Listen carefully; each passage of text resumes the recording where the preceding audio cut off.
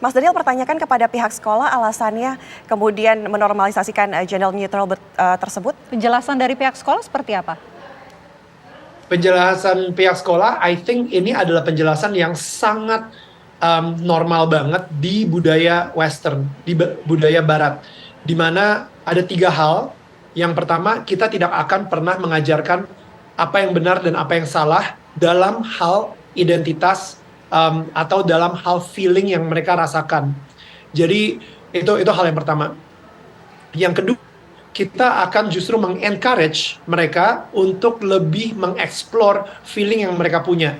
Apabila mereka suka sama sesama jenis, ya udah coba dieksplor lagi aja gitu. Tidak akan menghakimi. Dan yang ketiga, apapun yang anak kecil ini bicarakan dengan counselor di sekolahnya, itu adalah hak buat si anak tersebut, sehingga apapun yang dibicarakan tidak akan di-share ke orang tua murid. Jadi dari situ, again ya, ini sebuah budaya woke agenda ini yang pengen memberikan rights kepada anak kecil, tapi menurut saya udah mulai twisted gitu, udah mulai salah. Ini contoh ekstrimnya aja, di Amerika itu sampai ada beberapa anak-anak kecil yang sudah memutilasi diri mereka. Gila, ini saya sebagai ayah itu sedih banget sih. Kalau misalnya dengar anak kecil umur 10 tahun, 11 tahun memutilasi diri mereka, memotong dada mereka, payudara mereka, karena mereka dikasih tahu, it's okay. Mungkin lu adalah seorang laki-laki. Nih, ambil obat hormon ini supaya lu bisa menjadi seorang laki-laki. Jadi, you know, it's so ugly. It's so ugly karena mereka terus di-push, it's okay. Feeling lu menentukan siapa identitas lo. Dan udah tidak ada lagi yang namanya kebenaran, bahwa Tuhan menciptakan laki-laki dan perempuan. It's all confusing. Makanya mereka sudah confused banget. Ada 72 gender saat ini. Kalau misalnya lu Google, udah ada 72 gender. Jadi LGBTQI+. Plusnya itu ada 72 gitu misalnya. So, Mas Daniel, again, it's an issue yang gue berharap jangan sampai di Indonesia masuk juga. Tentunya ini mengkhawatirkan. Mas Daniel, kita penasaran. Ketika Mas Daniel datang ke sekolah tersebut, ada 3 ruangan toilet begitu ya, girls, boys, and gender neutral. Adakah yang kemudian yang masuk ke dalam toilet gender netral tersebut? Atau mungkin Mas Daniel nih pernah masuk ke dalam toilet tersebut, apa sih isi toilet gender netral tersebut? Yeah, it's just another toilet. Gue ngintip sih. Gimana isinya? Ada yang masuk nggak, Mas Daniel, pada saat di sana? Enggak. Jadi enggak tiba-tiba di dalamnya, you know, ada dekorasinya beda atau apa. Tapi gitu. adakah kemudian mungkin siswa yang kemudian masuk ke dalam toilet tersebut, mereka tidak memilih, artinya tidak memilih girls atau boys, sepengetahuan Mas Daniel pada saat di sana ya? No. I don't see it at all. Karena ya mungkin emang lagi sepi juga. Mas Daniel, ini tadi Mas Daniel sempat singgung mengenai konselor yang kemudian tidak akan memberitahu pihak orang tua mengenai apa yang kemudian terjadi pada anaknya begitu. Sepengetahuan kami begitu ya, konselor ini seharusnya menjadi penghubung antara orang tua dan juga anak begitu ya. Ini melihat ini seperti apa? Setuju banget. Gue justru ngerasa tanggung jawab counselor di sekolah make sure kalau misalnya anaknya ini bisa sehat secara 3 ya, jasmani, mental, dan juga rohani. Tapi dalam hal ini kayaknya mereka hanya akan fokus sama agendanya mereka. Kayak gitu, apapun agenda yang ada dari negara tersebut misalnya, karena ini international school, jadi ada beberapa agenda-agenda yang menurut gue yang memang harus diterapkan dan mungkin disetujui juga. Jadi siapapun yang lagi dengerin ini saat ini ya, siapapun yang lagi dengerin ini, lo kalau misalnya adalah orang tua dan lo mempunyai anak yang sekolah di sekolah internasional, be more involved, you know, lebih involved dengan anak-anak lo. You know, jangan cuman kayak, oh enggak, anak gue happy, anak gue baik, dan lain-lain gitu. Be more involved, ajak mereka ngobrol, have a really good relationship.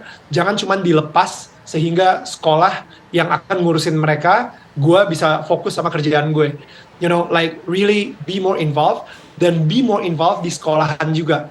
Jangan sampai tanpa kita sadarin, kita pengen memberikan edukasi yang terbaik kepada anak-anak kita, tapi sayangnya sekolahan mempunyai agenda-agenda terselubung sendiri yang malah merusak moralitas dari anak kita. Oke. Kayak gitu sih. Itu kan yang bisa dilakukan oleh para orang tua. Salah satunya adalah be more involved kalau kata Mas Daniel Mananta. Sebagai tindakan preventif. Betul, ya. itu dari sisi orang tua. Tapi menurut Mas Daniel Mananta, ini dari pihak pemerintah, apa yang kemudian bisa dilakukan untuk mengantisipasi dan juga menghindari LGBT? Itu bukan, that's not my right. Sorry banget, kayak gue jujur, gue nggak punya kapasitas untuk ngomong seperti itu karena gue bukan di pihak pemerintahan. Oke. Gue sangat fokus banget di entertainment dan media. Dan kemarin the fact that itu go viral, itu adalah memang spesialisasi gue sebagai seorang komunikator, mengkomunikasikan sebuah isu yang menurut gue penting untuk kita ketahui. Berarti kita harus lebih selektif begitu ya sebagai orang tua juga. Mungkin Mas Daniel bisa, mungkin dari sisi Mas Daniel sendiri, apa saja yang kemudian perlu diperhatikan oleh pihak orang tua ketika mencarikan khususnya sekolah bagi anaknya begitu?